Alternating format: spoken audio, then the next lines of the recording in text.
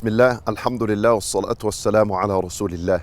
My brothers and sisters in Islam, when a person faces a calamity, there are 4 ways in how you can respond to this calamity. Number 1, there are people that are displeased with what Allah subhanahu wa ta'ala sends upon them of calamity. And this is haram and this is not allowed.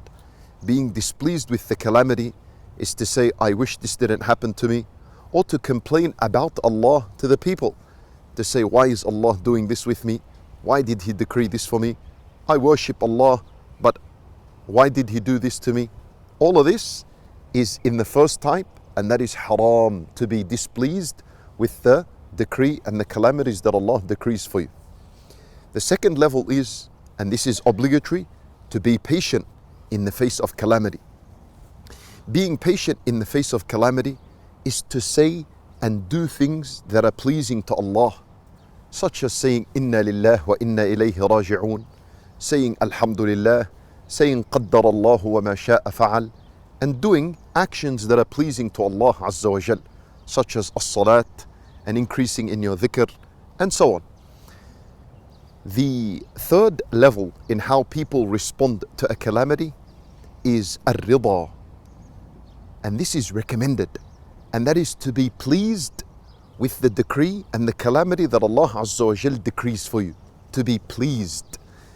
And what does it mean to be pleased? It means that you accept this calamity and you are happy that Allah Azza wa Jal sent you this calamity. You're happy, right? Because you believe that if Allah is pleased with this calamity for me, then part of servitude is that I should be pleased with what Allah is pleased for me. And if Allah is pleased with this calamity upon me, then I am pleased with it. This level of ar-rida, being pleased, think of it like a person that is sick and he goes to the hospital and they diagnose him with a sickness and they prescribe a medicine for him. Now the medicine is not going to be easy. It's painful, it's difficult. Perhaps this person needs to undergo a surgery to amputate a limb or so on. But the sick person is happy with this medicine. He's pleased with this medicine.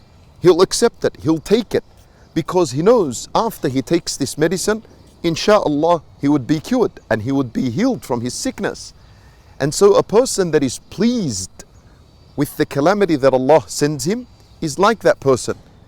The calamity comes, he knows it's difficult, he knows it's hard, he knows it's painful, but he accepts it. He's pleased with it because he knows if he accepts it, after it, there is healing, there is cure, and there is lots and lots of reward from Allah Azza wa Jal. And the fourth and final stage in how you may deal with a calamity, and this is the highest, is to thank Allah for the calamity. Allahu Akbar. To see the calamity as a blessing and to say, oh Allah, I praise you and I thank you for this calamity that you have sent to me. Subhanallah. Urwa ibn Zubayr radiyallahu anhu teaches us how to do this. He was sick when he was traveling to Ash-Sham. He had an infection in his leg. They had to chop his leg off. So he went into sujood and they chopped his leg off and he fell unconscious and they were healing his wound. And at the same time, he has 4 children. They were coming towards him. They were on horses or on a ride. And one of them fell off his horse and he was kicked by the horse and he died. So now when Urwa ibn Zubayr woke up from his unconscious state, they said to him, your son had died. Allahu Akbar. Imagine this, 2 calamities in one time. He lost a limb and he lost a child. So Urwa ibn Zubayr, he said, oh Allah, you gave me 4 limbs, meaning 2 hands and 2 legs, and you gave me 4 children. Then he said, Alhamdulillah for what you have taken from me, and Alhamdulillah for what you left for me. Allah took 1 limb and left 3 limbs for him, another hand and 2 feet, or another foot and 2 hands. And Allah Azza wa Jal gave him 4 children, took 1 and left 3 with him. And he said, Alhamdulillah, Allahu Akbar. The only way you can achieve this high level of thanking Allah for the calamity He's given you is to look at that same calamity and how much Allah left for you from it. So if it is that Allah tested you in your health, let's say He tested you in your sight and that you became blind, then how much of your health He left with you? The ability to taste and to smell and to hear and to use your hands and your feet and your internal organs, and they're still functioning and they're working. If Allah Azza wa Jal tested you with your wealth, He tested you with something of your wealth, but then look at how much you have left that is going in your life of wealth and prosperity and so on. And that would promote you to thank Allah Azza wa Jal for the blessing that He sent you.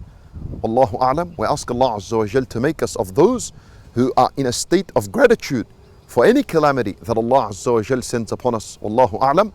Wa sallallahu wa sallam wa baraka ala nabiyyina Muhammad wa ala alihi wa sahbihi ajma'een.